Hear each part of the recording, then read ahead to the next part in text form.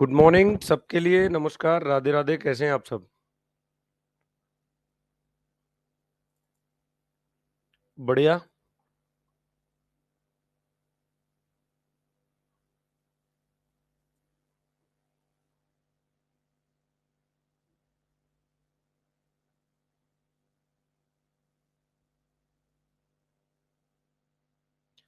कितने पेज छोड़ना है बताओ ना। अभी क्लास स्टार्ट कर रहे हैं बेटा, पेज छोड़ने वाली बात कहाँ से आ गई?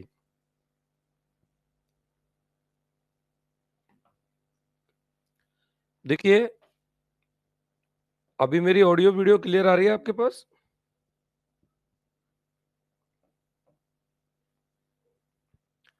आज का टॉपिक डिस्कस कर लेते हैं। लास्ट वाला टॉपिक तो आपका हो ही गया था। आपको याद होगा, हमने ढंग से इतिहास के बारे में बात कर ली थी कि इतिहास क्या है। ठीक है ना? अब हम बात करेंगे आज पृथ्वी। आप पृथ्वी की उत्पत्ति का जो बहुत ज्यादा टॉपिक है उस पर अपन डिस्कस नहीं करेंगे कि वो ज्योग्राफी का पार्ट हो जाता है। कभी सोनल मैडम की क्लास स्टार्ट होंगी सेकंड पेपर की, तो इनको बोल देंगे, वो पढ़ा देंगे। इसके अलावा अगर बात करें, लगभग हम 4.5 से 5 अरब के आसपास ऐसा मानते हैं कि पृथ्वी जो है हमारी उत्पत्ति में आती है। वो पहले एक आग का गोला थी, वो धीरे धीरे ठंडी होती है। इससे पहले एक बिग बैंग थ्योरी आती है जो आपने ज्योग्राफी में अक्सर पढ़ी होगी, और उसमें ब्रह्मांड की उत्पत्ति होती है। और उस ब्रह्मांड की उत्पत्ति में करोड़ों वर्ष पहले की बात करते हैं हम लोग। वो सब मैंने बुक्स में सारणी में दिया हुआ है, वहां से आप उसको फॉलो करेंगे।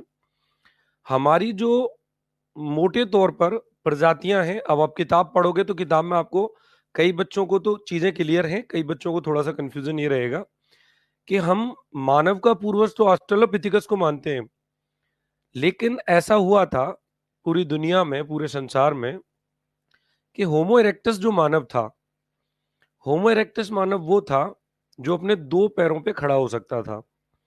और दो पैरों पे खड़ा होकर के चलने वाले मनुष्य और चार पैरों से चलने वाले मनुष्य, जो कि वन मानुस टाइप था, बंदर के फॉर्मेट में था, दोनों की हर प्रकार की क्षमता में बड़ा लंबा अंतर था। तो जहां तक होमो इरेक्टस पैदा हुआ, होमो इरेक्टस से जस्ट पहले पहले का जो मनुष्य था, वो अपने आगे वाले जो ये हाथ हैं इनको भी पैरों की तरह इस्तेमाल करता था। धीरे धीरे जब होमो इरेक्टस का आया, तो वो पहला ऐसा व्यक्ति जिसकी रीढ़ की हड्डी सीधी हो गई थी। और उसमें भी क्या थोड़ा सा चेंजेस ये आया कि हम लोगों ने उसको प्रथम द्विपद प्राणी की संज्ञा दे दी। अब ये जो प्रथम द्विपद प्राणी हुआ था, इसके बाद निएंडरथल और होमोसैपियंस डेवलप हुए, जहां हम आधुनिक मानव तक की यात्रा को तय करते हैं। लेकिन दोस्तों, अभी हाल ही में जो खोजें हुई हमने बुक्स में, 2011 तक की, 2001 तक की, 2004 तक की खोजों को समावेश किया है। नए जो अनुसंधान हुए, उन अनुसंधानों के आधार पर कुछ ऐसी चीजें मिली हुई हैं जिनके साक्ष्य जो हैं या तो होमो इरेक्टस से मिलते हैं या फिर होमो इरेक्टस से बाद के मानवों से मिलते हैं।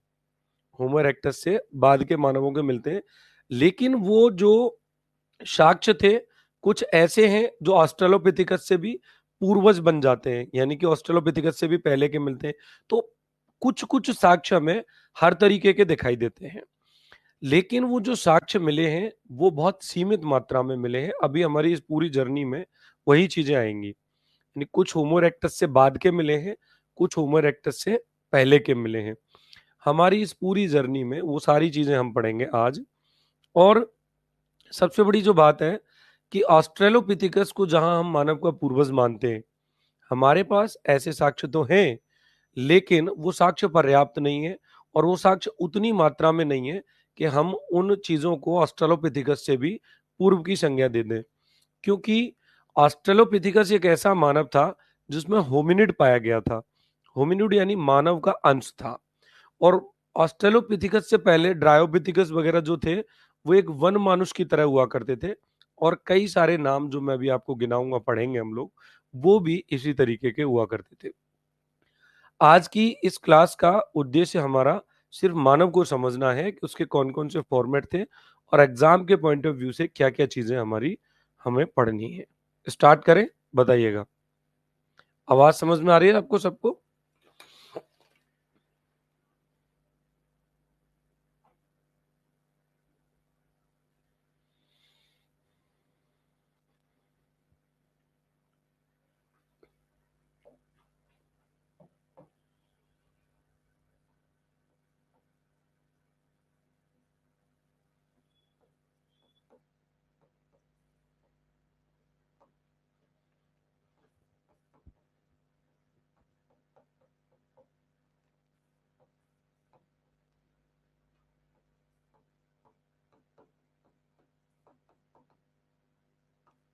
जितने भी नए विद्यार्थी मेरे साथ जुड़े हुए हैं अभी, वो सब लोग मेडिवल हिस्ट्री और मॉडर्न हिस्ट्री रिकॉर्डेड बैच से कंप्लीट करना शुरू कर दो और एंशिएंट हिस्ट्री मेरे साथ साथ लाइव पढ़ते रहो। पिछले 1 महीने में, पिछले 1.5 महीने में, पिछले 2 महीने में जो भी नए स्टूडेंटों ने एडमिशन लिया है, वो सब मेडिवल और मॉडर्न वहां से पढ़ना स्टार्ट कर दो। बुक्स ऑर्डर कर लो। प्राचीन भारत किताब से पढ़ना है, मध्यकालीन भारत, आधुनिक भारत रिकॉर्डेड वीडियो से पढ़ना है, और किताब के साथ साथ प्राचीन भारत मेरे साथ यहाँ पर पढ़ना है आपको। ये आपकी जर्नी होगी, जो मैं आपको स्टेप बता रहा हूँ, इसी तरीके से आपको चलना पड़ेगा। ठीक है ना?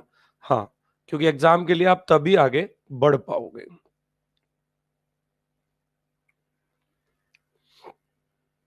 देखिए, हम अगर लिखित साक्ष्यों की बात करें तो वो हमारे पास लगभग लगभग केवल 5000 बीसी तक के ही उपलब्ध होते हैं।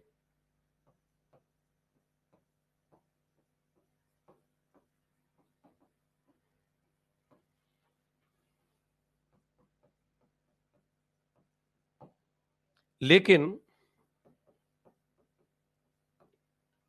पुरातात्विक साक्ष्य जो हैं,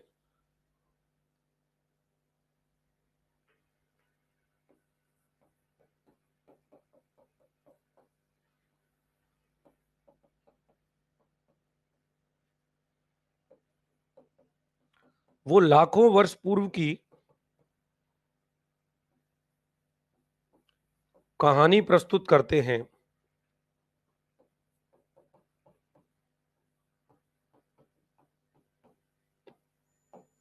लाखों वर्ष पूर्व की कहानी को क्या करते हैं?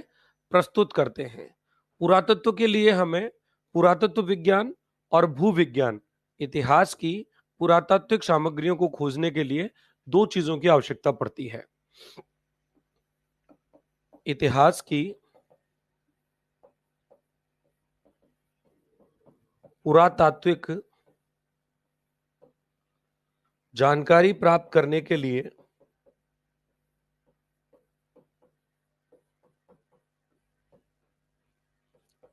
एक इतिहासकार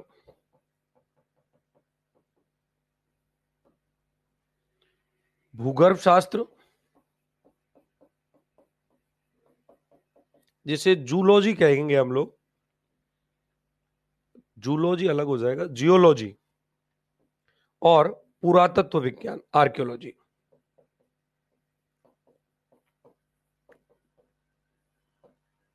इतिहास की पुरातात्विक जानकारी के लिए एक इतिहासकार किस पे डिपेंड करता है? वो भूगर्भ भूगर्भ शास्त्र और पुरातत्व विज्ञान पर निर्भर करता है। किस पर निर्भर करता है? पुरातत्व विज्ञान पर निर्भर करता है।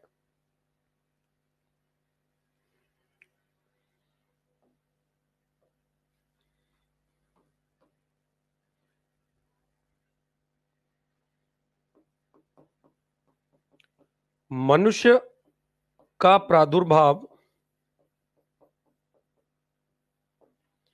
हिमयुग से जुड़ा हुआ है।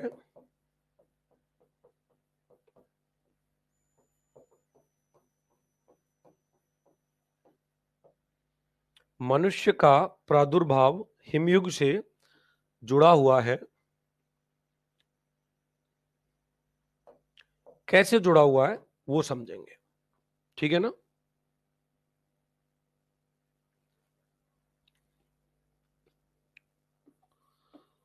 पृथ्वी पर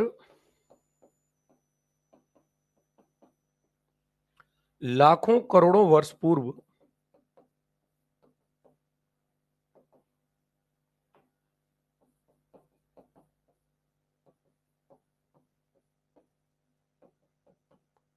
जीवों की उत्पत्ति हुई।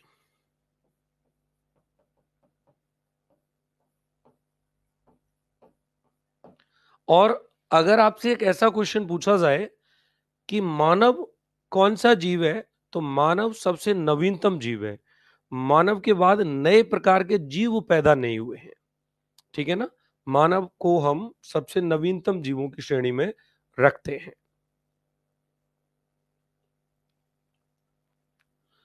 साथ ही मानव इस पृथ्वी पर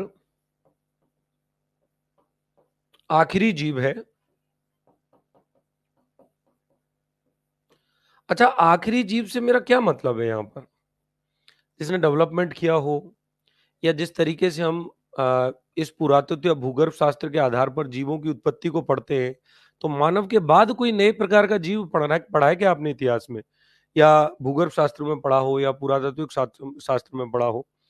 क्योंकि हो सकता है कि हमारी आने वाली ये जो पीढ़ियां हैं, उनमें हमारी ये सभ्यता और संस्कृति दब जाए तो उनको कुछ नई प्रकार की प्रजातियां दिखाई दें। लेकिन अभी हमारे अध्ययन की दृष्टि से मानव ही पृथ्वी पर क्या माना गया है?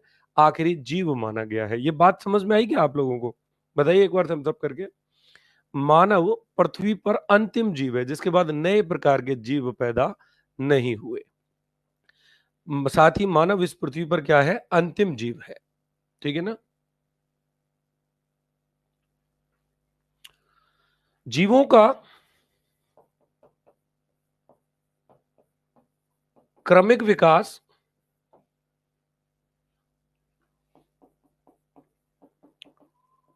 जीवों का क्रमिक विकास तापमान के बदलाव के कारण हुआ। तापमान के बदलाव के कारण हुआ। अच्छा, एक चीज समझिए। हाँ, यही होगा 100%। तापमान के बदलाव के कारण जीवों का विकास हुआ। अब तापमान किस में चेंज हुआ? तो अब तक टोटल 4 हिमयुग आ चुके हैं। कितने हैं? 4 हिमयुग आ चुके हैं। हिमयुग कैसा होता है? चारों तरफ ऊपर से नीचे तक, बाएं से दाएं तक बर्फ ही बर्फ होगी, उसको कहते हैं हिमयुग। अब हिमयुग में क्या होता है? जो जलवायु होती है वो बड़ी अनिश्चित होती है, निश्चित नहीं होती। और पता नहीं उस ठंड के मारे कितने प्रकार के जीवों का सर्वनाश हो गया, कितने प्रकार के जीव वहां मर गए। अब जब भी एक हिम युग के बाद दूसरा हिमयुग आता है, तो दोनों के बीच में थोड़ा सा एक डिफरेंट काल आता है। उस डिफरेंट काल को हम लोग क्या कहते हैं? उष्ण युग कहते हैं। उसी उष्ण युग में जीवों की उत्पत्ति होती है। क्या होती है? हिमयुग में कुछ नहीं होता। हिमयुग 4 आ चुके हैं अब तक, और 4 हिमयुगों के बीच, मतलब प्रत्येक 2 हिमयुगों के बीच में एक उष्ण युग आएगा, और उस उष्ण युग में ही क्या होता है? जीवों की उत्पत्ति होती है। ठीक है ना? तो अब जीवों का क्रमिक विकास तापमान के बदलाव के कारण हुआ। कुल 4 हिमयुग, कुल 4 हिमयुग अब तक गुजर चुके हैं।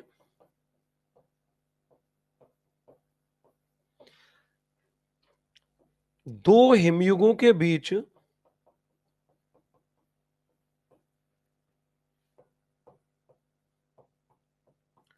एक उष्ण युग आता है।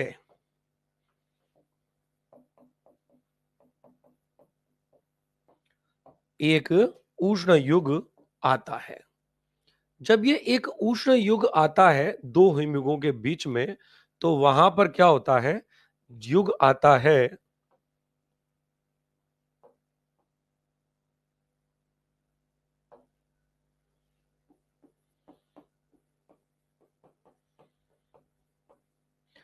इसी युग में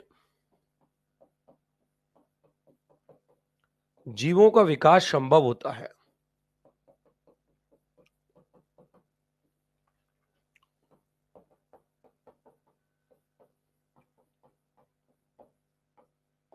इसी युग हिमयुग में क्या होता है? जीवों का विकास संभव होता है। कहानी क्या है? कि पहले ठंड पड़ गई, फिर तापमान चेंज हो गया, फिर गर्मी पड़ गई, फिर हिमयुग आ गया। तो ये जो बीच वाला पीरियड है इसमें जीव डेवलप होते हैं।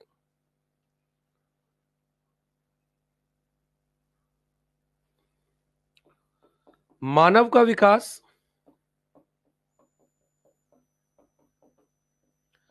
मानव का विकास अंडरलाइन करना, क्वेश्चन आता है यहां से। अंतिम हिमयुग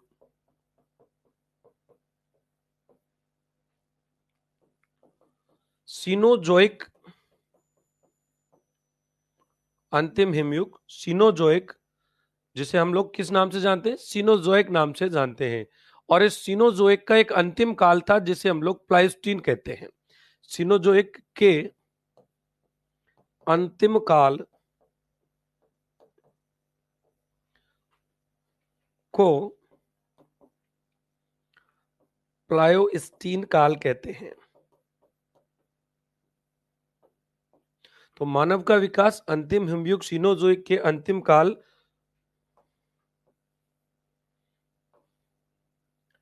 प्लायोस्टीन काल में हुआ।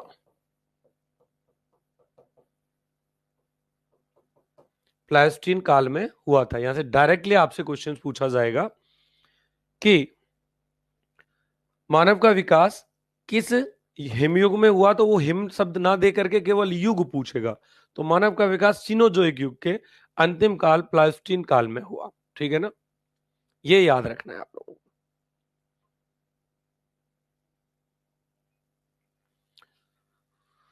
करीब आज से लगभग कितने वर्ष पहले की कहानी होगी? 5 लाख वर्ष पहले। हाँ, मैंने करवाया है। करीब आज से लगभग 5 लाख वर्ष पहले। देखो, अब आपके सारे डाउट दूर होते चले जाएंगे। जैसे पहला आपने एक टॉपिक पढ़ा, पहला टॉपिक आपने पढ़ा हिस्ट्री वाला, व्हाट इज हिस्ट्री, इतिहास क्या है। तो परिभाषाओं से लेकर के और आपका दृष्टिकोण इतना डेवलप हो गया होगा उस टॉपिक को पढ़ करके कि आप किसी यूनिवर्सिटी, किसी कॉलेज में जा करके अगर उसको याद करके ढंग से एक स्पीच दे देंगे उस पूरे कॉन्सेप्ट पे, तो लोग आपका तालियों की गड़गड़ाहट के साथ में स्वागत करेंगे। ये गारंटी है मेरी। उतना मैटर मैंने आपको उसमें लिखा दिया। उसके बाद अगर आपकी जिज्ञासा बची हुई है तो बाकी आप बुक्स पढ़ सकते हैं। बुक्स में पूरा दे रखा है मैंने। ठीक है ना, बुक्स में बहुत डिटेल दे रखी है। तो इसको आप यहां तक नोट करिए, डन हो जाए फिर मुझे बताइए फटाफट।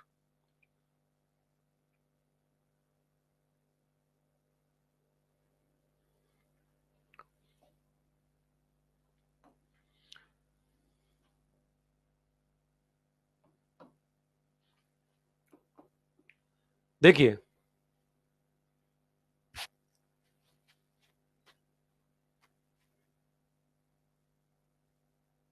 नहीं नहीं, धन्यवाद, आपको दिक्कत नहीं होगी। प्राचीन अपन बहुत अच्छे से काम करेंगे, लंबा टाइम लेंगे अपन, देखो कोई दिक्कत नहीं, टाइम लेंगे लेकिन बेहतरीन चीज देंगे, वादा है आपसे, कोई दिक्कत नहीं आएगी। टाइमिंग चेंज कर दी है, शाम को 4 बजे एप्लीकेशन पे राजस्थानी इतिहास की क्लास होगी। और राजस्थानी इतिहास वाले जो सर हैं वो सब लोग मतलब राजस्थान इतिहास वाले जो सर हैं वो क्या कर रहे हैं, वो 5 बजे से यूट्यूब पर एक क्लास लेंगे हिस्ट्री की। 10 दिन डेमो करवाएंगे, उसके बाद एमसीक्यूज पे आ जाएंगे। 10 दिन डेमो करवाएंगे और उसके बाद एमसीक्यूज पे आ जाएंगे। बधाई हो आपको, आपकी किताब आ गई, सबकी पहुंच जाएगी धीरे धीरे। मैं आपको बहुत बेहतरीन सलाह दे रहा हूं। आपका इतिहास कंप्लीट है, ठीक है ना, आपका हिस्ट्रोग्राफी कंप्लीट है, ठीक है, आपको विश्व इतिहास कंप्लीट आपने कर ही रखा है, कोई दिक्कत नहीं है, वो अपने पास मौजूद है। पढ़ाने को तो राजस्थान इतिहास में पढ़ा देता, लेकिन मेरे पास इन्हीं सब्जेक्ट से समय नहीं मिलता। आप सब लोग राजस्थान इतिहास पढ़िए। क्यों पढ़िए? कि एक बार अभी इसको वर्बली पढ़ के साइड में पटक दीजिए। राजस्थान में बहुत जल्दी असिस्टेंट प्रोफेसर की बम्पर वैकेंसी आने वाली है, ठीक है ना, आप सुनिएगा। राजस्थान में बहुत जल्दी असिस्टेंट प्रोफेसर की बम्पर वैकेंसी आने वाली है। और जैसे ही आप वर्ड हिस्ट्री और राजस्थान हिस्ट्री को इसमें इंक्लूड कर दोगे तो आपके पास असिस्टेंट प्रोफेसर का पूरा मसाला तैयार हो जाएगा। अभी तक मैंने आपके बैच में लाइव क्लासेस के फोल्डर में उसकी डेमो कर ही रखी है, राजस्थान इतिहास वाली। कोई समस्या आ नहीं रही होगी आप लोगों को, आ रही है क्या? लेकिन आप लोग क्या उस क्लास में जाते नहीं है। मेरी सलाह मानिए, आप राजस्थान इतिहास पढ़िए, बहुत अच्छा है। 4 बजे एप्लीकेशन पे सब लोग जुड़िएगा और 5 बजे यूट्यूब पे सर के साथ में सब लोग जुड़िएगा, और 9 बजे तो मैं आऊंगा ही आऊंगा यूट्यूब पे। बम्पर वैकेंसी आने वाली है राजस्थान में असिस्टेंट प्रोफेसर की, और सबसे बड़ा एक जो आपके लिए प्लस पॉइंट है, राजस्थान एक ऐसा स्टेट है जहां अदर स्टेट के बच्चों को 50% आरक्षण मिलता है। आधी वैकेंसियां आपकी हो सकती हैं अगर आप अदर स्टेट से आएंगे तो फिर क्या दिक्कत आ रही है हमें? अगर राजस्थान का बच्चा किसी दूसरे स्टेट में जाता है तो वो 5% या 10% रिजर्वेशन होता है। ठीक है, और आप समझिए कि इस तरीके की कहानी है। और वर्षा, आपको बेटा नोट्स बना के रखने हैं राजस्थान हिस्ट्री वाले, बाद में मुझे दे देना तो मैं उनको लगवा दूंगा एप्लीकेशन पे, ठीक है ना?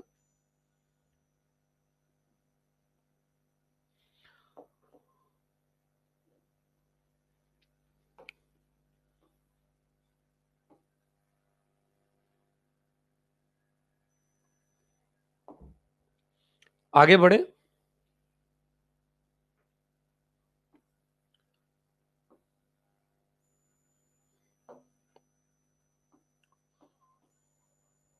पृथ्वी की उत्पत्ति लगभग 4.5 अरब वर्ष पूर्व मानी गई।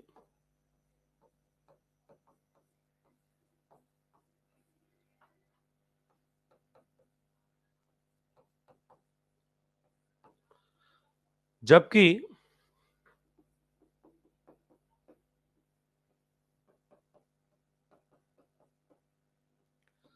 जबकि आधुनिक मानवों की बात की जाए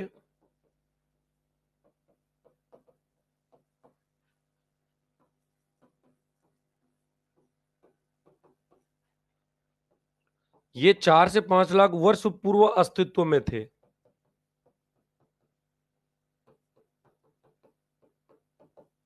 4 से 5 लाख वर्ष पूर्व अस्तित्व में हुआ करते थे।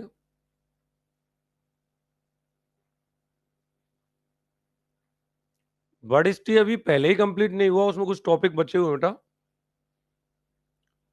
कर लेंगे, कोई दिक्कत नहीं, लेकिन वो बहुत शानदार पढ़ाया हुआ है।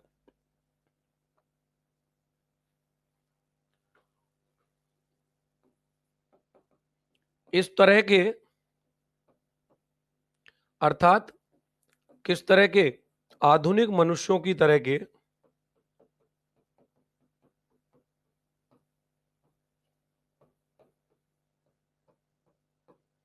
दिखने वाले जीव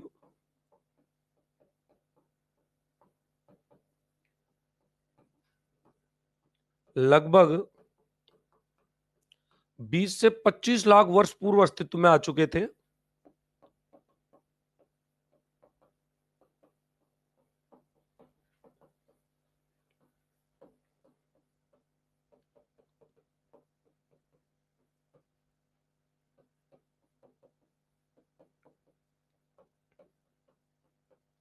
अब ये बात समझना क्या है, 4.5 अरब वर्ष हमने पृथ्वी की आयु को मान लिया।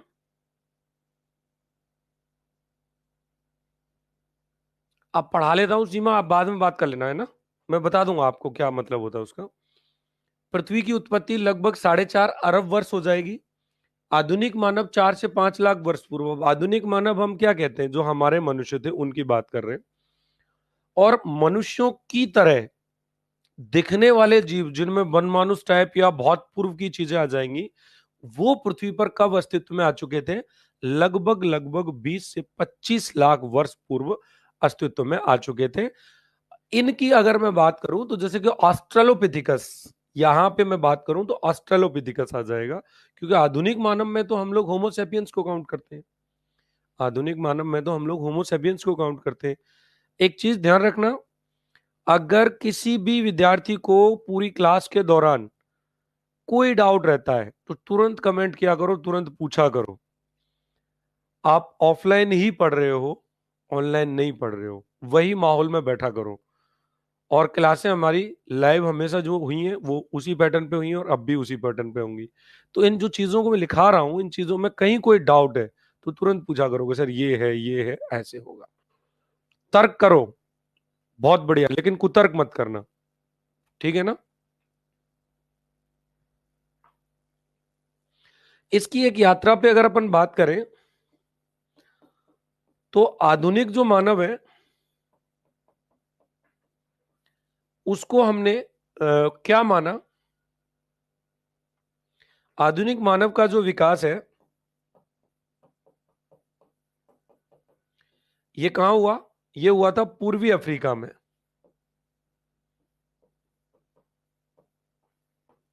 और ये कब हुआ था, ये हुआ था लगभग 20 से 25 लाख वर्ष पूर्व।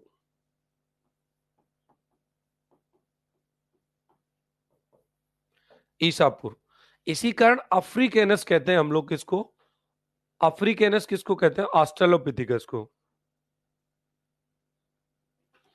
अभी मैं जब दूसरा पैटर्न लूंगा, इसी तरह क्या था, इसी के सदृश कुछ और मानव थे। सदृश शब्द का मतलब क्या होता है, समान। सदृश कुछ और मानव थे जो रामापिथेकस होंगे, अभी आगे उनकी डिटेल आएगी। वे अफ्रीका को छोड़कर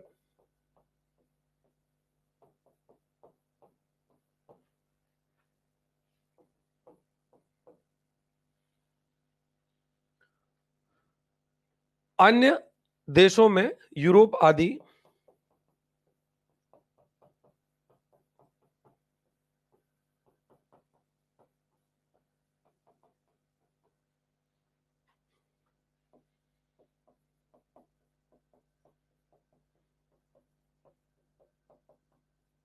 अब ध्यान से सुनना, कुछ लोग क्या कहते हैं, मानव की उत्पत्ति में दो प्रकार के सिद्धांत काम करते हैं, अभी मैं आगे उनकी भी बातें करूंगा आपसे, कि मानव अफ्रीका में पैदा हुआ और वहां से पूरी दुनिया में फैल गया, तब डेवलपमेंट हुआ। मतलब पहले पूरा डेवलपमेंट अफ्रीका में हो गया, फिर पूरी दुनिया में फैला। कुछ विद्वानों ने कहा है कि भैया समांतर उद्गम, एक तो एकात्मक उद्गम सिद्धांत होता है, एक समांतर उद्गम सिद्धांत होता है। कि समांतर उद्गम सिद्धांत यह है कि मानव जैसे सदृश प्राणी जो थे वो अफ्रीका, यूरोप, एशिया, चाइना, सब जगह क्या था, एक ही समय काल में पैदा हुए और उन्होंने अपना अपना डेवलपमेंट अलग अलग किया था। कुछ कहते हैं कि वो एक ही जगह डेवलपमेंट हुआ और बाद में दूसरे क्षेत्रों में जाकर के वो क्या हो गए थे, बस गए थे। लिखो यहां तक फटाफट, फिर आगे बढ़ते हैं जल्दी से।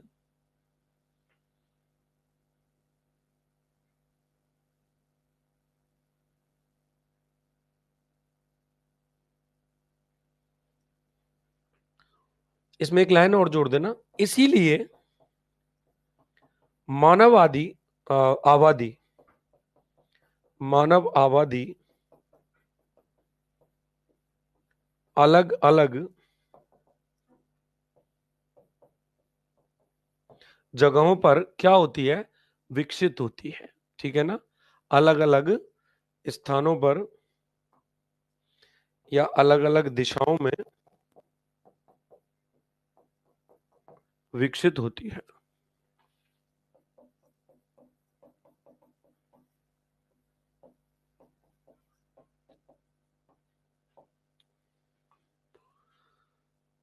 लिखिए फटाफट।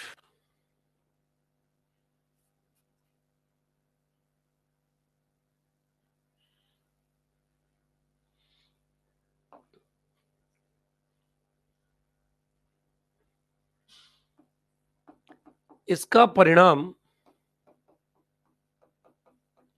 क्या निकला, कई अलग अलग प्रजातियां, कई अलग अलग प्रजातियां।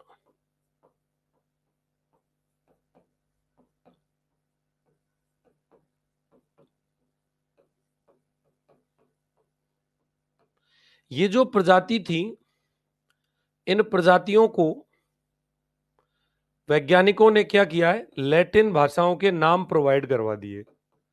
वैज्ञानिकों द्वारा लैटिन भाषा के नाम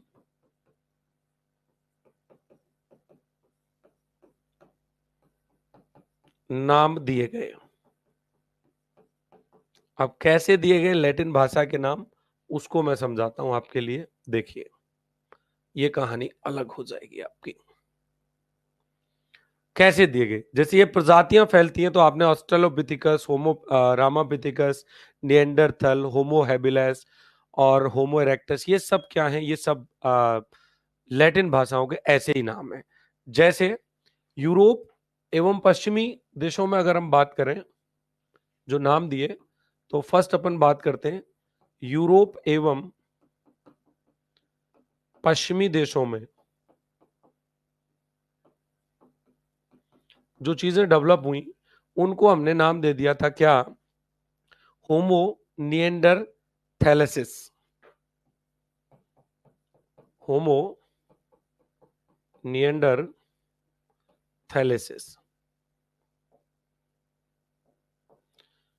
निएंडरथल ही लिख दो, कोई दिक्कत नहीं, चल जाएगा। अब आप एक चीज सोचिए कि डायरेक्टली हमने इसको क्यों ले लिया? डायरेक्ट हम होमो निएंडरथल पे क्यों आ गए? हम कहाँ भूल गए ऑस्ट्रेलोपिथिकस को पढ़ना? हम कहाँ भूल गए होमो हैबिलिस को पढ़ना, होमो हीडलबर्ग को पढ़ना, होमो इरेक्टस को पढ़ना, और हम होमो इसकी बात कर रहे हैं।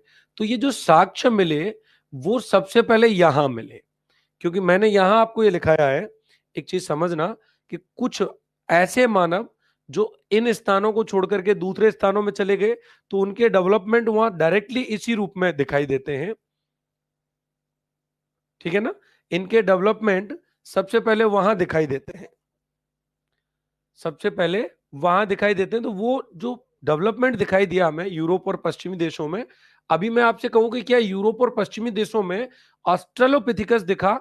तो आपका जवाब होगा नहीं, क्योंकि उसको केवल हमने कहां से प्राप्त किया है? अफ्रीका से। बोलो यस या नो। और अफ्रीका से प्राप्त करने के कारण हम उसको अफ्रीकेनस कह देते हैं। तो यूरोप और पश्चिमी देशों में हमने इसी को क्या मान लिया? ये मान लिया निएंडरथल, होमो निएंडरथल।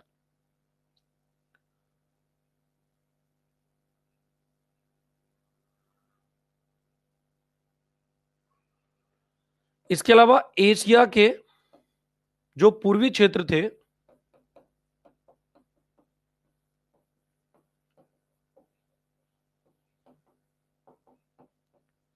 वहां पे होमो इरेक्टस मिला।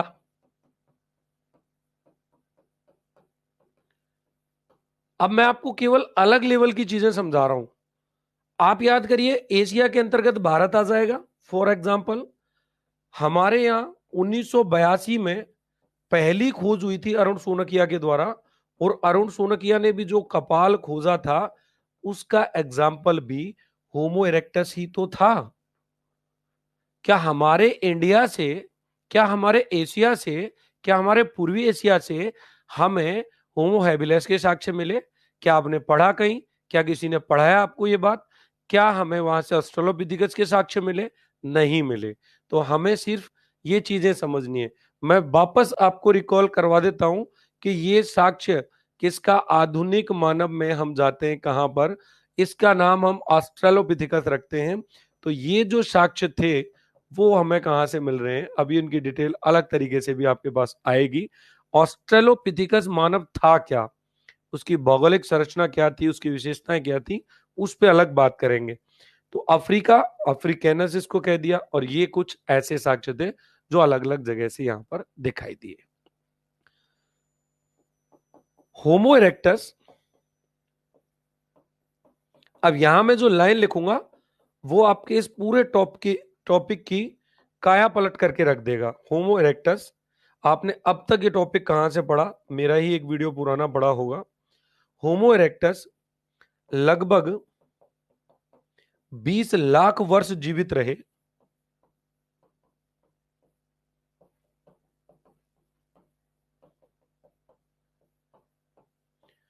तो आप सोचिए, 20 लाख वर्ष में क्या इन्होंने कोई प्रोग्रेस नहीं की होगी?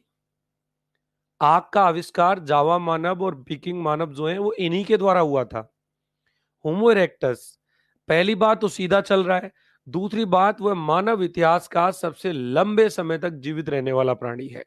क्या है? 20 लाख वर्ष तक जीवित रहा। तो होमो इरेक्टस के लिए अपन एक लाइन यहां लिखते हैं कि मानव इतिहास का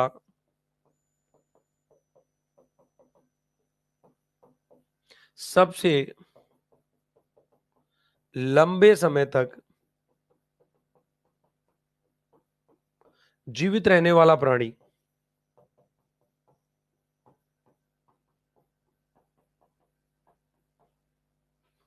क्वेश्चन बन सकता है डायरेक्टली, तो होमो इरेक्टस नाम देंगे। अब कोई प्रजाति जब एक लंबे टाइम रहेगी तो डेवलपमेंट निश्चित तौर पे करेगी। अभी जब मैं कुछ अलग तरीके की प्रजातियां आपको पढ़ाऊंगा इससे कंपैरिजन करते हुए, तो वो कारण यही था कि ये प्रजाति इतने लंबे टाइम तक क्या रही थी, जीवित रही थी। इसके साक्ष्य में इंडोनेशिया में जावा द्वीप पे दिखाई देते हैं। इसकी दो श्रेणियां हमने डिवाइड की थी। चाइना के बीजिंग से इसके अस्थिपंजर मिले हैं। अब जो इंडोनेशिया से हमें इसके साक्ष्य मिले वो थोड़े से अलग लेवल के हैं, ठीक है ना, जिसे हमने होमो सोलेंसिस कह दिया। अब एक नया नाम मैं आपको पढ़ाने जा रहा हूं जो आपने पहले नहीं पढ़ा होगा, सुनिएगा। इंडोनेशिया और इंडोनेशिया का कौन सा स्थल, जावा, ठीक है ना। और जावा से हमें क्या मिला, जावा से हमें साक्ष्य मिलता है किसका, होमो सोलेंसिस।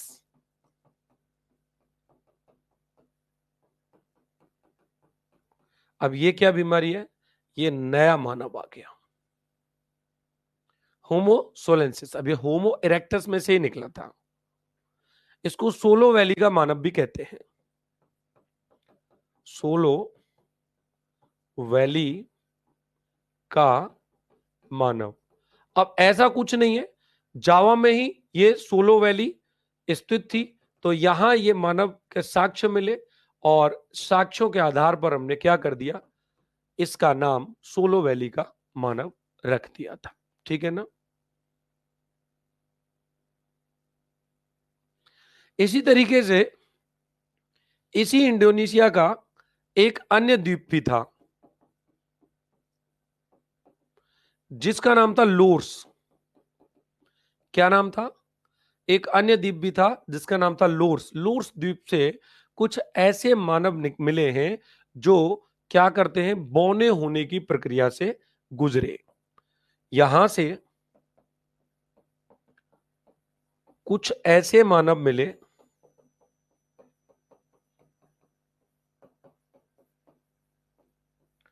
जो बौने होने की प्रक्रिया से गुजरे।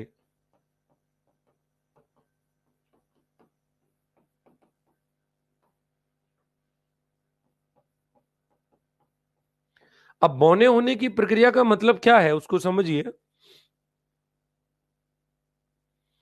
कि यहां पर जीवन सरवाइव करना थोड़ा सा मुश्किल हो गया था लंबे आदमी की। अच्छा, खली को जानते हो क्या, खली, बताओ, खली को जानते हो, एक मूवी आई थी खली की, और उसके अपोजिट अगेंस्ट था उसमें कौन, राजपाल यादव, आपने देखी होगी। अगर वो दोनों एक ही परिवार के सदस्य होते तो क्या दोनों को समान भोजन की आवश्यकता थी, क्या जिन परिस्थितियों में राजपाल यादव जीवन सरवाइव कर सकता है क्या खली अपना जीवन सरवाइव कर पाएगा, नहीं कर पाएगा। तो इस द्वीप पर भी ऐसा ही हुआ था। डिटेल तो किताब में लिखी हुई है, मैं केवल यहाँ फैक्ट दिखा रहा हूं आपको, समझा रहा हूं। क्यों, जो लंबे वाले मानव थे उनको भोजन की आवश्यकता ज्यादा पड़ती थी तो वो सरवाइव नहीं कर पाए। तो इस द्वीप पर केवल बौने बौने मानव बचे, और वही बौने मानव जिनका जो ऊंचाई थी वो अधिकतम 1 मीटर थी। और 1 मीटर में कितने फीट होते हैं, 3 से 3.5 फीट होते हैं। तो आप सोचिए कि 3 से 3.5 फुट के ही मानव थे और पूरे द्वीप पर वही प्रजातियां थी। इंडोनेशिया में लोर्स द्वीप से ऐसे साक्ष्य मिलते हैं। यहां से कुछ ऐसे मानव मिले जो बौने होने की प्रक्रिया से गुजरे हुए थे।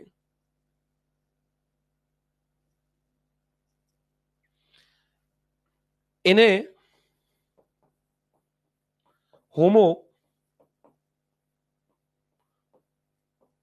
फ्लोरेंसिस नाम दिया गया। क्या नाम दिया गया, इनको होमो फ्लोरेंसिस नाम दिया गया, ठीक है ना। 1 मीटर में 3.5 फीट। और इनकी नाम दिया, इनकी लंबाई 1 मीटर थी और वजन 25 किलो होता था।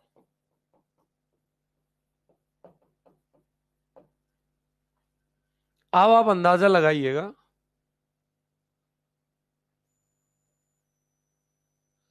आज का मानव इसकी तरफ अग्रसर हो रहा है। सही कह रहे हो, आप भी बौने हो रहे हैं आजकल भी। तो इनकी लंबाई 1 मीटर थी और वजन इनका 25 किलो हुआ करता था, इससे ज्यादा नहीं था। ठीक है, और ये औजार बनाने में निपुण थे। फिर भी ये मानव पत्थर के औजार बनाने में सक्षम थे। पत्थर के औजार बनाने में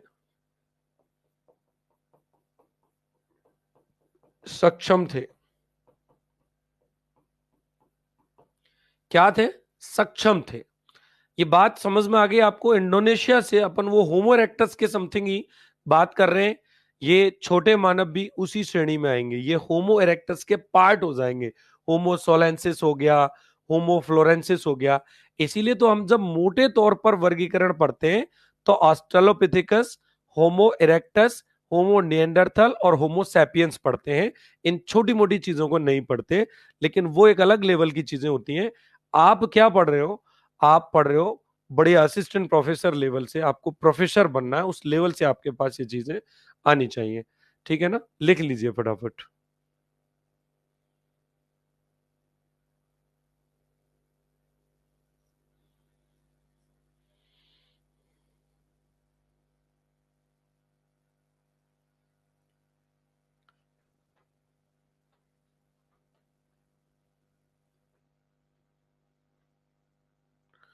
धन्यवाद आप सबके लिए।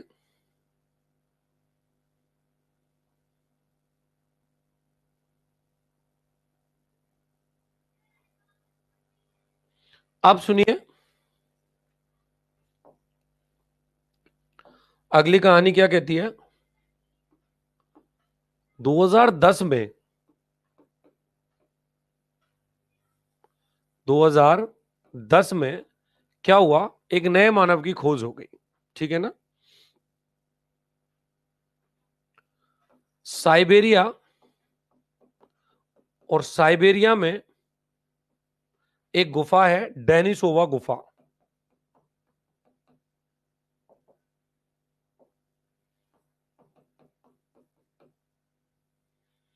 डेनिसोवा गुफा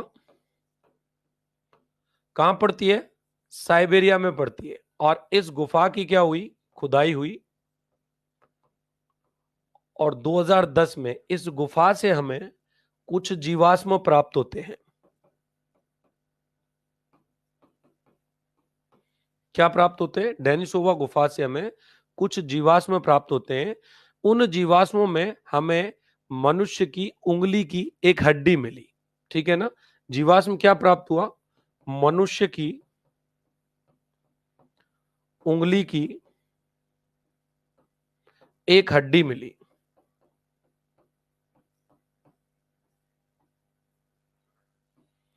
आप सोचो, कल्पना करो, वो समय था जब कोई मोबाइल नहीं था, कोई लेटर नहीं था, लेखन नहीं था, पढ़ना नहीं था, कोई सिस्टम नहीं था, कोई साधन नहीं था। सिर्फ क्या था? जमीन और आसमान था, और संघर्ष था कि खुद का पेट भरने के लिए खेती बाड़ी भी नहीं थी, पशुपालन भी नहीं था।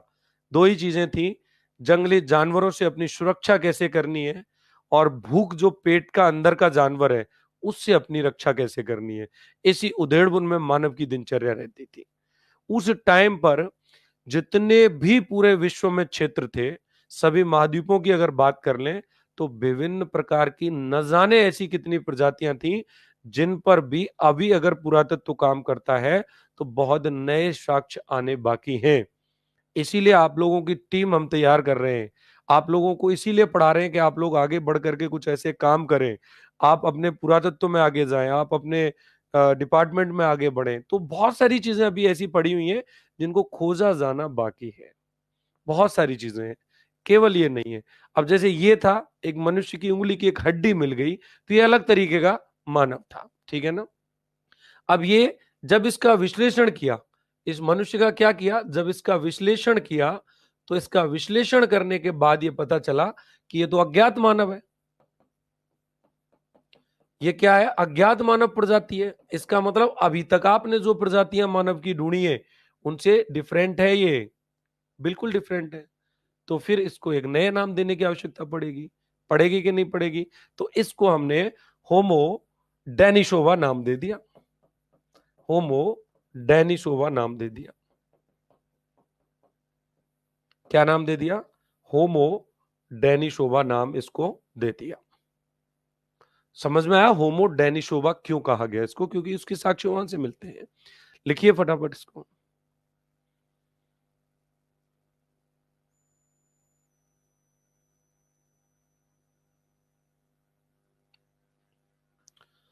अर्थात कहा जा सकता है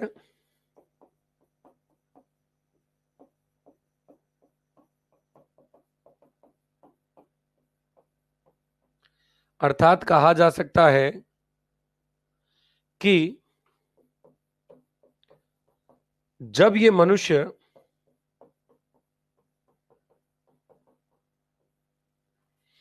यूरोप एवं एशिया में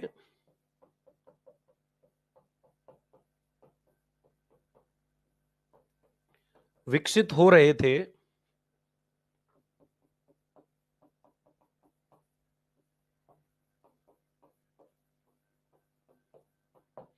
तब अफ्रीका में कुछ अलग चल रहा था। अफ्रीका में भी कुछ अलग प्रकार की नई मानव प्रजातियां विकास की ओर अग्रसर थी। तब अफ्रीका में भी विकास, और विकास शब्द की जगह मानव विकास लिखें, मानव विकास की प्रक्रिया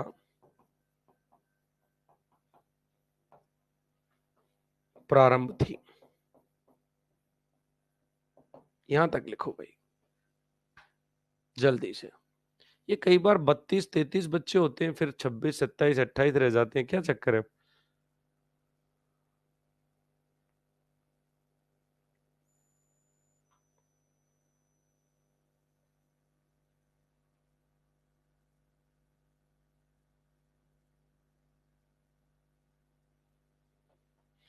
प्रारंभ की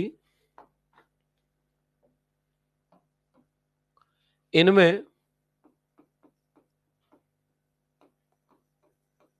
प्रमुख है, क्या प्रमुख है? होमो रूडेल्फेंसिस, होमो रूडेल्फेंसिस,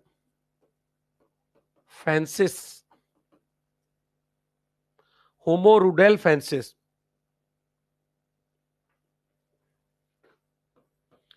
मैन फ्रॉम लेक रुडोल्फ, यानी कि रुडोल्फ झील से जो मानव मिला उसको हमने होमो रूडेल्फेंसिस कर दिया। ये भी एक अन्य प्रजाति थी, जो मैंने अभी साक्ष्य बताया उन्हीं के लेवल की प्रजाति थी। ठीक है ना? होमो एर्गस्टर, और होमो एर्गस्टर का मतलब वर्किंग मैन। ये कौन था? इसको हमने वर्किंग मैन की संज्ञा दी है। और अंत में हमारी अपनी प्रजातियां, जिसको हमने होमो सैपियंस किया। और अंत में होमो सैपियंस,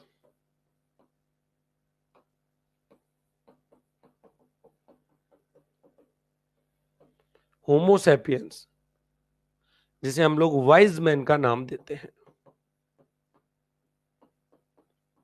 आधुनिक मानव यही था। यहां तक लिखिए एक बार।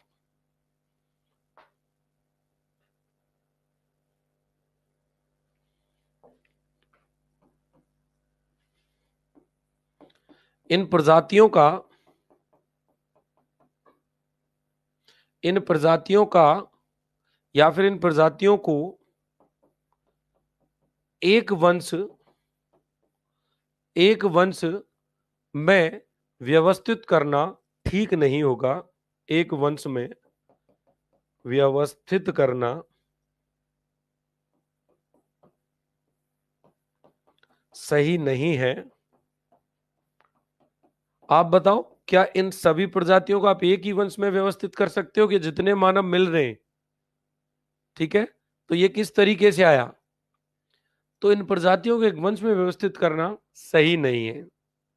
अब होता क्या है, जैसे ये एर्गस्टर है, इनमें इनमें एर्गस्टर एक तरीके से होमो हैबिलिस मान सकते हैं आप इसको। ये इरेक्टस को जन्म देता है,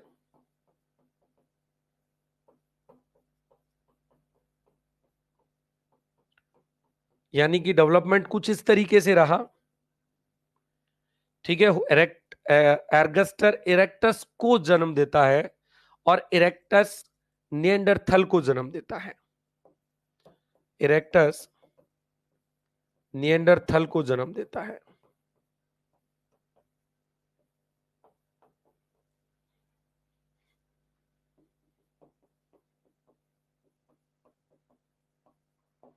ये निएंडरथल को जन्म देता है और निएंडरथल से हम आधुनिक मानव विकसित होते हैं। और निएंडरथल से या फिर निएंडरथल होमो सैपियंस को जन्म देता है।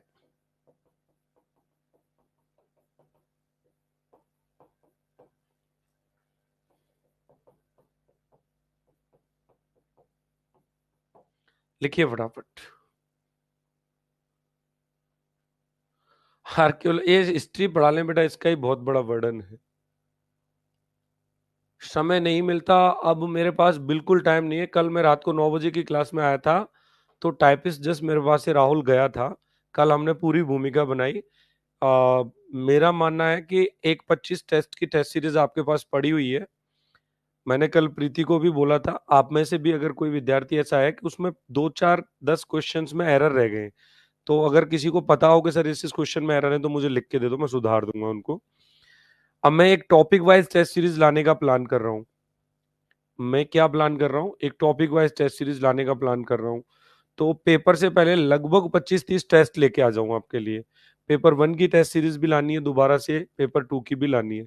पिछली वाली टेस्ट सीरीज जो है वो आपने दे ली, फिर हम नई टेस्ट सीरीज लेके आ रहे हैं। नए टेस्ट पुराने टेस्ट मिलके एक बड़ा टेस्ट बनेगा। फिर जून में 25 टेस्ट और कर देंगे। तो हमारे कोर्स में जो बच्चा रहेगा, हमारे साथ जो बच्चा चलेगा, उस पर 75 सेट होंगे। अब इतने मूर्ख तो हम नहीं कि क्वेश्चन को रिपीट करें, लेकिन 75 टेस्ट में अगर गलती से एक क्वेश्चन 2 क्वेश्चन रिपीट हो भी गए, तो कौन सा पहाड़ टूट पड़ा। 75 के बाद दिसंबर में जब आप आओगे अगले साल तक, तो फिर 25 टेस्ट ऐड कर देंगे, तो 100 टेस्ट सीरीज मिलेंगी, 100 टेस्ट पेपर मिलेंगे सब्जेक्ट ही सब्जेक्ट के, जिसमें एग्जाम पैटर्न पे भी हो गए और अब टॉपिक वाइज भी ला रहे हैं। तो ये याद रखिएगा। कल मैंने बुक का भी ऑब्जर्वेशन किया। ऑब्जेक्टिव वाली जो बुक है, इतनी शानदार बुक तैयार हो रही है। एक एक पेज में तीन, मतलब एक एक क्वेश्चन पे 3 3 पेज की व्याख्या, 2 2 पेज की व्याख्या दे दी। इतना मैटर दिया है ऑब्जेक्टिव किताब में भी। तो इसको लिखो आप फटाफट से। हाँ, तबीयत अभी थोड़ा ठीक है, चल रहा है मामला ऐसे ही।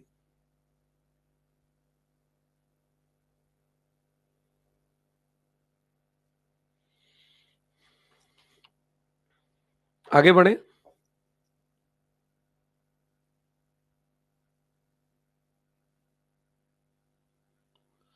देखिए, इस रैखिक मॉडल से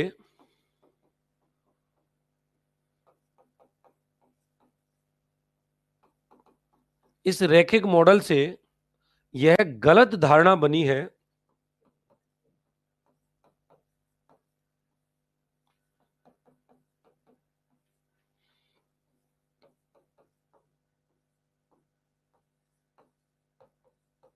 कि पृथ्वी पर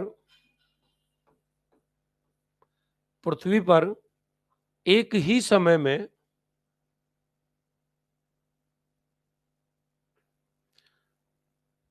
किसी समय केवल एक ही प्रकार के मानव रहते थे।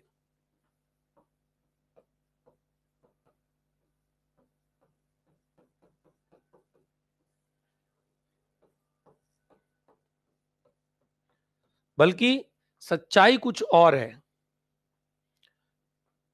जबकि सच्चाई कुछ और है। सच्चाई क्या है कि लगभग, जबकि सच्चाई ये है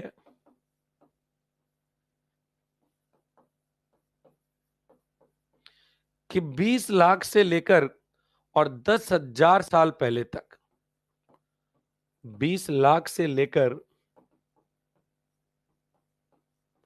और 10,000 साल पहले तक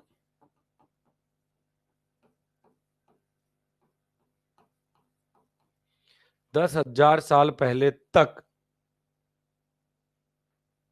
पृथ्वी एक ही समय में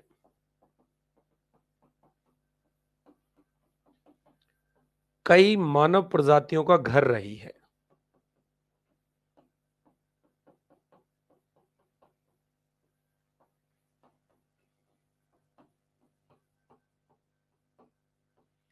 हमने अब तक की जितनी बातें की उन सारी बातों से यही निष्कर्ष निकलता है। ठीक है ना? लिखिएगा फटाफट।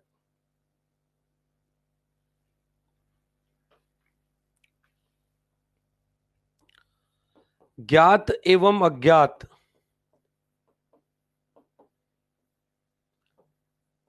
कुछ पूर्वज। देखो, पूर्वज तो कहेंगे, अभी तो श्राद्ध पक्ष चल रहा है ना, खत्म हो गया, तो पूर्वजों को याद करना जरूरी होता है। तो ज्ञात एवं अज्ञात, अभी तो क्या है, ये हमें याद रखना है पूरा। बेटा क्लास में वो भी है ना, फोन करते हैं बाद में। तो ज्ञात एवं अज्ञात कुछ पूर्वज जिन्हें हम लोग अब बात कर लेते हैं।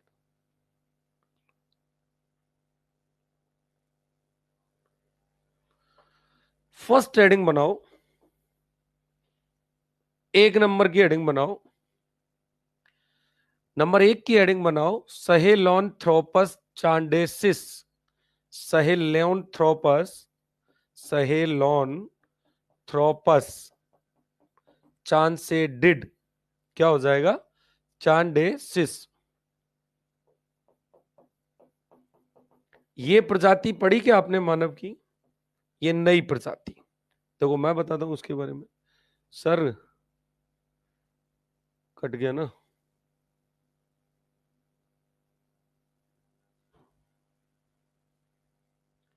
हाँ, तो पूर्वजों की बात कर लेते हैं। ऐसे में ये सारे पूर्वज आपको याद रखने ढंग से।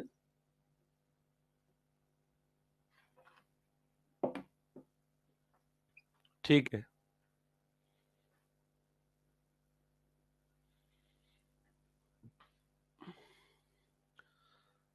मानव ज्ञात प्रजातियों में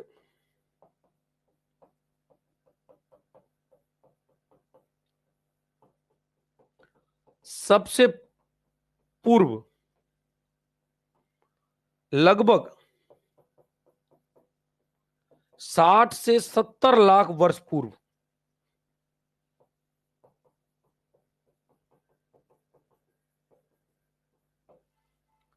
और हम तो बात करें ऑस्ट्रेलोपिथिकस की तो 20 से 25 लाख पूर्व उठा रहे।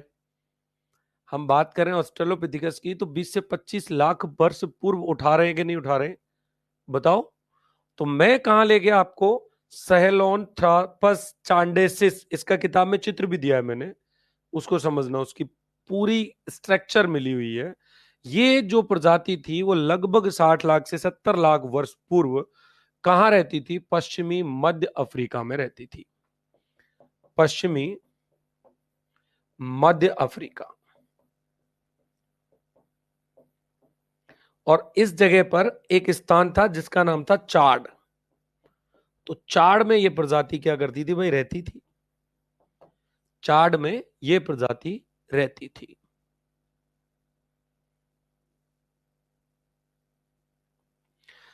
अब ये लोग ये कहते हैं कि सीधा चलने की क्षमता इस प्रजाति में थी। अगर मैं सीधा चलने की क्षमता से इस प्रजाति का आकलन करूं तो पूरा ही मामला उल्टा हो जाता है। सीधा चलने वाला हमने तो पहले कौन माना है? होमो इरेक्टस माना है, और होमो इरेक्टस का जो साक्ष्य है वो इतना पुराना तो जाएगा नहीं। तो यहां जाके सारी चीजें गड़बड़ हो जाती हैं, क्योंकि इनके कुछ ऐसे, अब चूंकि ये पुरातात्विक स्रोत हैं तो ये अनुमान पे आधारित होते हैं, ठीक है ना। इस प्रजाति ने क्या किया होगा, ये सीधा चलती होगी ऐसा साक्ष्य माना। जंगल और घास के जो मैदान थे वहां पर ये तभी जीवित रह पाए होंगे जब ये सीधा चलने की क्षमता डेवलप थी इनके पास, ठीक है ना। अब इसके बारे में ये केवल अनुमान है कि ये सीधा चलते थे, इसको लिख सकते हैं आप, केवल अनुमान है, केवल अनुमान है कि यह प्रजाति सीधा चलती होगी।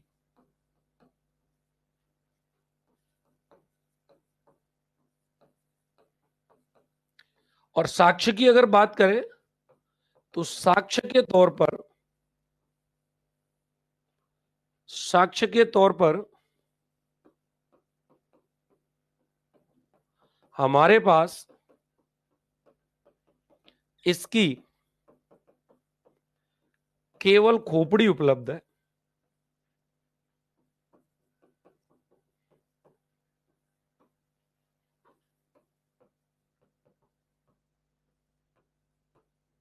अब खोपड़ी उपलब्ध है तो जबड़ा मिल गया, दांत वगैरह मिल गए, ठीक है ना।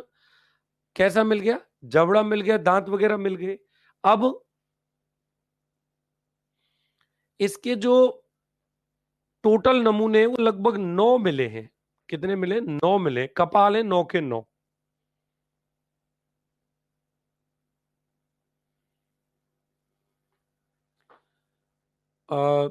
केवल खोपड़ी उपलब्ध है। अब आप बताओ खोपड़ी के आधार पे अपन ऐसा कैसे कह सकते हैं कि भाई ये प्रजाति होमो इरेक्टस समकालीन रही होगी? टाइमिंग जब पुरातत्व में इनको लगाया गया तो 60 से 70 लाख वर्ष पूर्व आ जाती है। 2001 में इनकी खोज हुई है।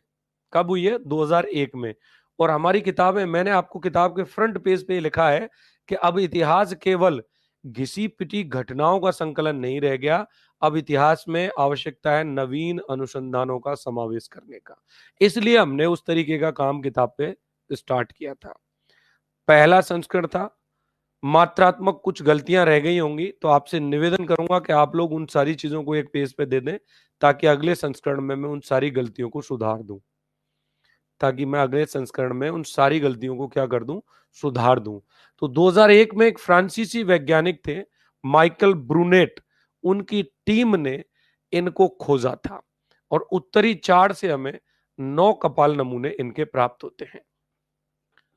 उत्तरी चाड़ से अब मैंने, आप समझिए क्या लिखा है यहां, अफ्रीका लिखा है। अब इस आधार पे ये मानव कहीं ना कहीं ऑस्ट्रेलोपिथिकस से पहला है, और ऑस्ट्रेलोपिथिकस तो केवल और केवल कहां मिला था? अफ्रीका में, अफ्रीकेनस उसको कहा गया। तो ऑस्ट्रेलोपिथिकस का डेवलपमेंट इनके द्वारा ही किया गया, ऐसा मानने में हमें दिक्कत नहीं आनी चाहिए। लेकिन इनके क्या है, हमारे पास साक्ष्य बहुत कम है, ये डायरेक्ट हमारे पूर्वज होने की पोजीशंस में नहीं है, इसलिए हम इनको मानव जाति का आदि पूर्वज नहीं मानते। लेकिन थे, और अपनी नॉलेज में लाने जरूरी थे, इसलिए आपको पढ़ाए जाने जरूरी थे, इसलिए आपको पढ़ाए। तो ये अफ्रीका के चाड़ में रहती थी, और उत्तरी चाड़ से इसके हमें क्या मिले? 9 कपाल नमूने मिले हैं, और केवल कपाल के नमूने मिले, और चीजें मिली नहीं, ठीक है ना। केवल 9 कपाल नमूने मिले, इसीलिए हिस्ट्री को सभी सब्जेक्ट की रानी कहा गया है। बिल्कुल, वेरी गुड। तो उत्तरी चार्सेस के 9 कपाल नमूने हमें मिल जाते हैं। 2001 में एक फ्रांसीसी एक फ्रांसीसी विद्वान थे, माइकल ब्रूनेट। क्या नाम था इनका? माइकल ब्रूनेट, ठीक है ना। इनके नेतृत्व में इनकी खोज होती है।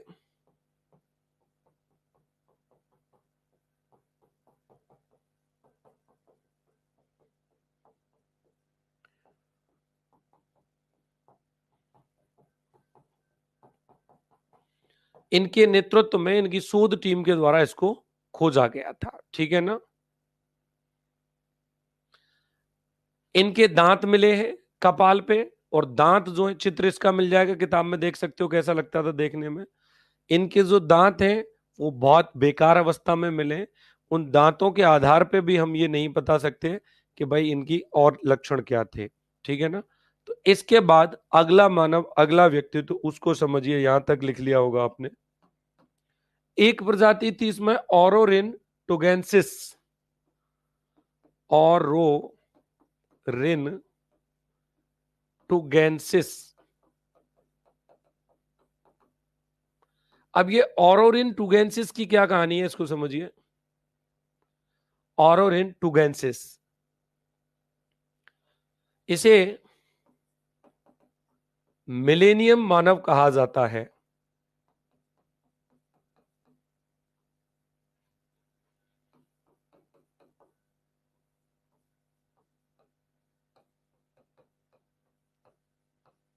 क्या कहा जाता है इसको? मिलेनियम मानव कहा जाता है। लगभग लगभग 62 से 58 बीसी के आसपास इनकी क्या मिली थी? साक्ष्य मिलती है। लगभग 62 ईसा पूर्व से 58 ईसा पूर्व तक पूर्व का मानव, ये पोजीशंस थी, ठीक है ना।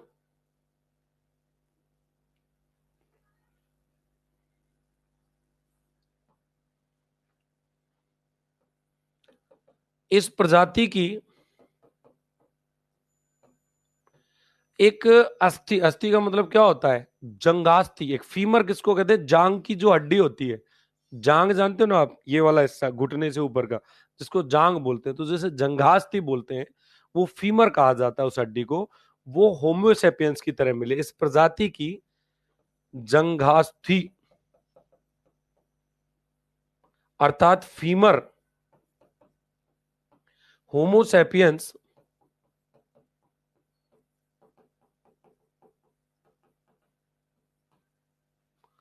प्रजाति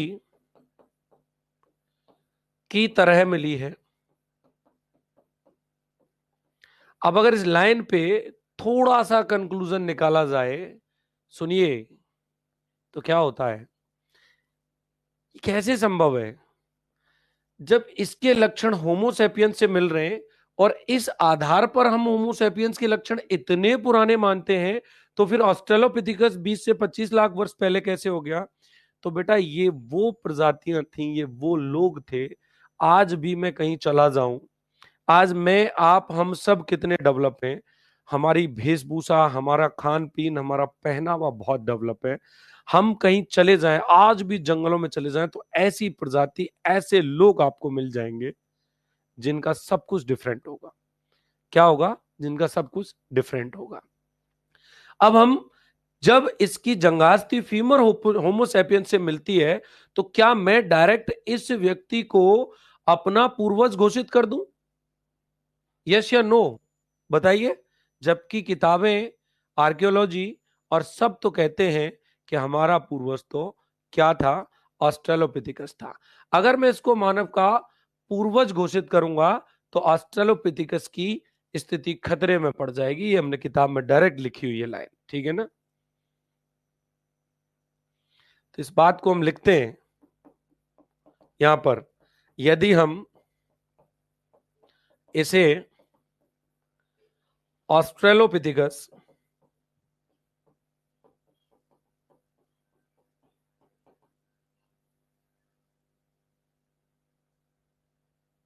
यदि हम इसे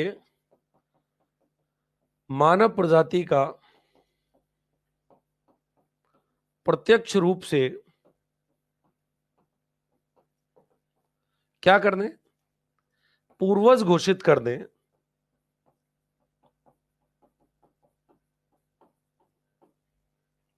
पूर्वज घोषित कर दें तो ऑस्ट्रेलोपिथेकस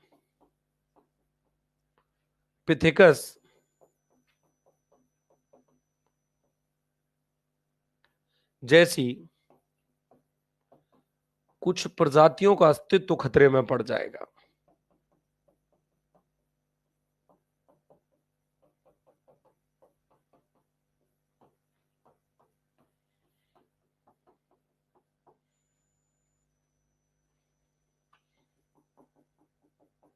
अब क्यों नहीं करते हम? क्योंकि ऑस्ट्रेलोपिथेकस के साक्ष्य में हर एक जगह से मिलते चले गए और एक भारी संख्या में मिल गए, और इनके साक्ष्य में सीमित मिलते हैं, तो इसलिए हम इनको सेट नहीं कर पाते। ठीक है ना? कारण क्या है कि ऑस्ट्रेलोपिथेकस मानव विकास में एक महत्वपूर्ण कदम माना गया है। लिखो, मानव विकास में ऑस्ट्रेलोपिथेकस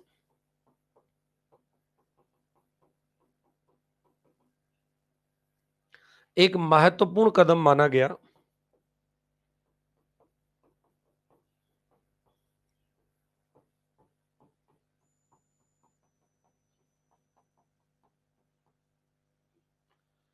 इसे गलत साबित करने के लिए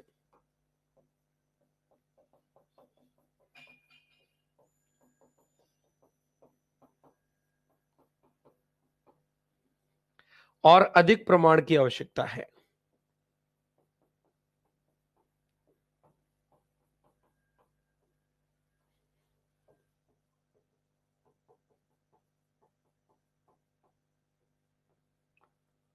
बताइए, बात सही लिखी या गलत लिखी? बात आपके समझ में आई कि नहीं आई? बच्चे और कम हो गए क्लास में? क्या हो जाता है इस टाइम? आपकी चॉइस का टाइम रखा हुआ है, 1 बज गया, पता ही नहीं चला बातों में आज की क्लास में तो। हाँ,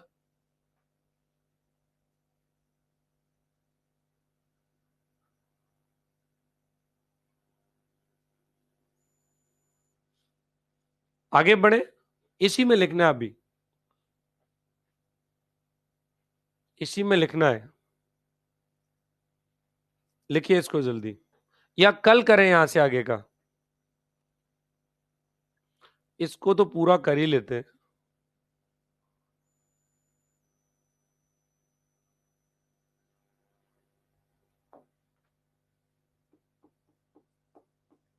ब्रिगेड सोनुट, एक व्यक्ति थे ब्रिगेड सोनुट, ब्रिगेड सेनुट। ये फ्रांस के एक जीव विज्ञानी थे।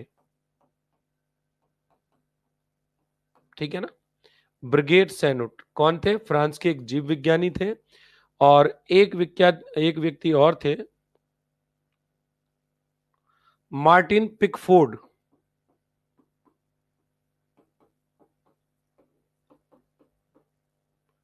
ये फ्रांस के भूविज्ञानी थे।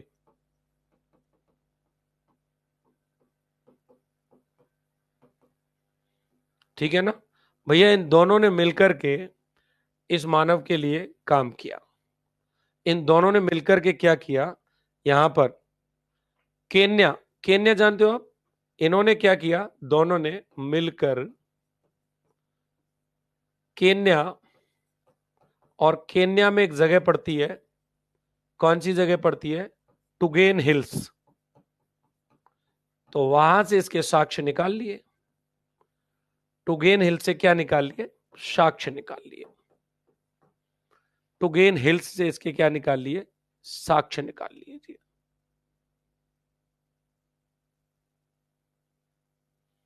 इसमें तो बहुत टाइम लगेगा पूरा करने में।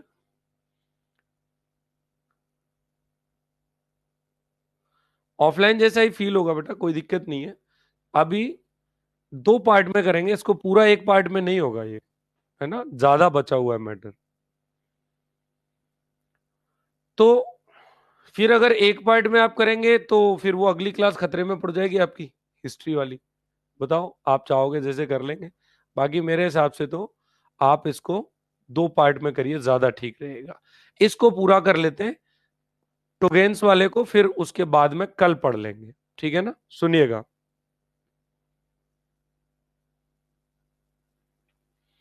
टुगेन हिल से साक्ष्य मिले जो लगभग 62 से 60 लाख बीसी पूर्व के थे, ठीक है ना। और इनमें क्या था, मानव प्लस वानर, मानव प्लस वानर का संयोजन, मानव प्लस वानर के संयोजन वाले प्राचीन जीवाश्म मिले।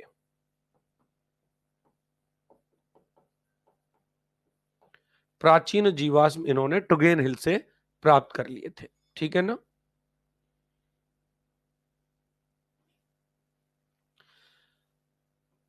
इन्होंने इसे नए जीनस एवं नए प्रजाति का नाम दिया।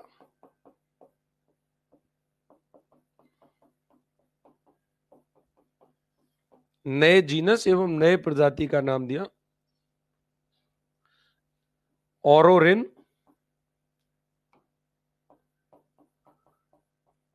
टोगेंसिस, ये नाम दिया। ऑरोरिन टुगेंसिस नाम दे दिया, ठीक है ना।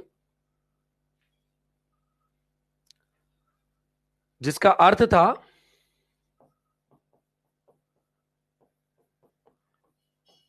टुगेन क्षेत्र के मूल निवासी।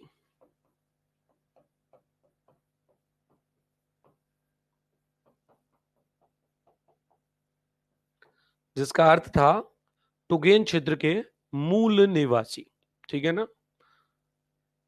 दोस्तों इसके बाद में एक बचता है आर्थिपिडेकस कडब्बा। क्या बचेगा, अगला एक मानव आएगा इसमें, आर्थिपिटेकस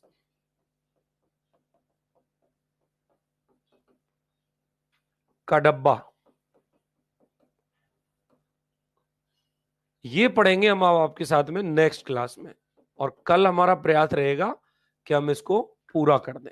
और परसों से फिर हम लोग किस पे बढ़ेंगे, पाषाण काल कैसे स्टार्ट करना है, प्री हिस्ट्री क्या है, प्रोटो हिस्ट्री क्या है, और हिस्ट्री क्या है। फिर पाषाण काल पढ़ेंगे, और पाषाण काल पढ़ने के बाद में फिर क्या करेंगे हम लोग, उसके बाद में फिर सिंधु घाटी सभ्यता पे आगे बढ़ते चले जाएंगे। ये मैंने बैक कर दिया, आप लिख लीजिए।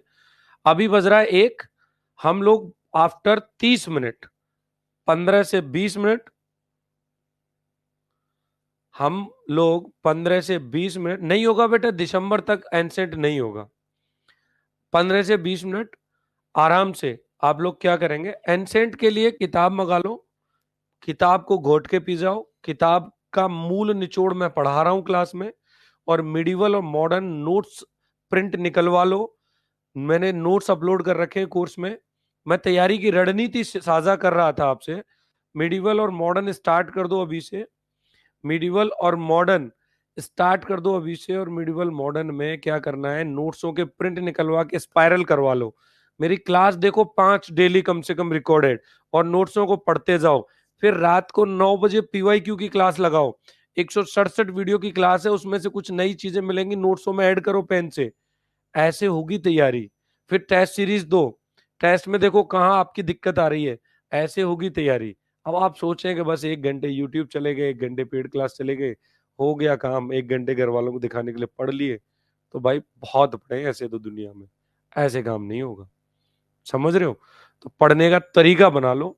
मैंने बता दिया ना, एंशियंट हिस्ट्री की जो है बुक आप सब लोग मंगा लो। मेरी बात सुनिए, हाँ, एंशियंट हिस्ट्री की बुक आप सब मंगा लो, इसको लिख लो, आर्थिपिडिकस कडब्बा के साथ में कल की मुलाकात करते हैं।